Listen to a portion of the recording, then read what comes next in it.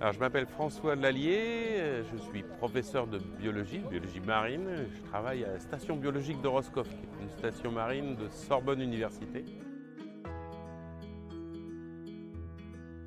Les grands fonds, il y a plusieurs définitions. Il y en a qui commencent à dire que c'est les grands fonds au-delà de 200 mètres. Pourquoi 200 mètres? Parce que c'est là où il n'y a plus de lumière, donc il fait tout noir. Et puis d'autres qui disent ouais, mais 200 mètres, il n'y a pas beaucoup de différence avec la surface, donc il faut au-delà de 1000 mètres, c'est vraiment les grands fonds. Donc la définition exacte varie. Mais une caractéristique essentielle, c'est ça, c'est l'absence de lumière et donc l'absence de photosynthèse.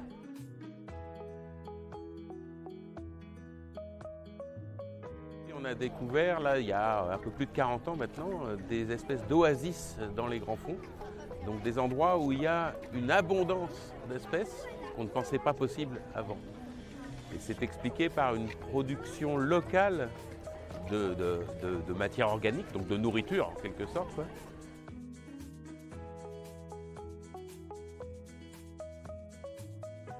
Le BBNJ, ça commence à mettre une régulation avec des contraintes juridiques sur ce qu'on peut faire dans ces zones-là. Alors, dans la colonne d'eau, la pêche évidemment, mais aussi sur le fond et donc les potentielles exploitations minières.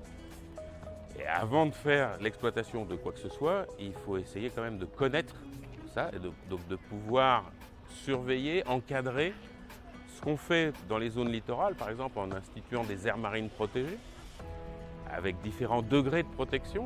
Donc on commence à suffisamment connaître les écosystèmes au niveau littoral, au niveau côtier, pour pouvoir intelligemment les protéger.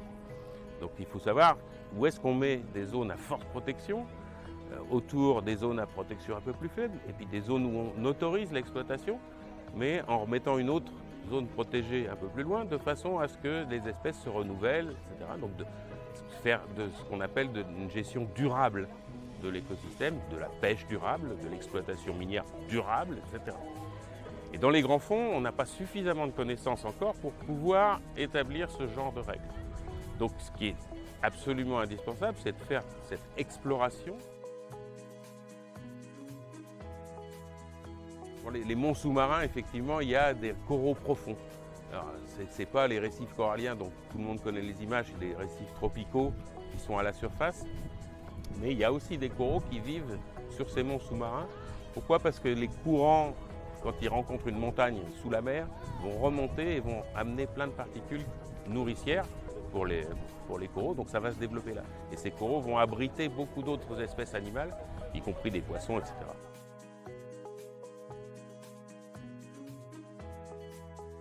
Ouais, j'ai eu la chance de pouvoir descendre dans les grands fonds avec le sous-marin de l'Ifremer, le Nautile. Et ce qui est superbe, c'est effectivement de découvrir ce paysage sous-marin. On n'a pas idée, c'est très difficile de s'imaginer ça. C'est un peu comme explorer une forêt avec une camionnette à la lumière des phares, la nuit. Donc on ne voit pas tout, mais on découvre des choses fantastiques. Alors il y a ces zones luxuriantes avec plein d'animaux, plein de vers, plein de moules, plein de crevettes, etc.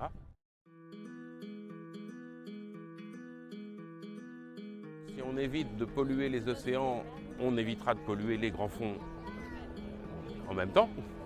Donc ça, c'était une première chose. Et puis, toutes les activités anthropiques qu'on pourrait développer dans les grands fonds, et en ce moment on parle beaucoup de ressources minières, parce qu'effectivement il y a des ressources minières dans les grands fonds, mais les exploiter provoquerait beaucoup de perturbations, et on n'est pas encore capable de prédire quelles seront les conséquences sur les écosystèmes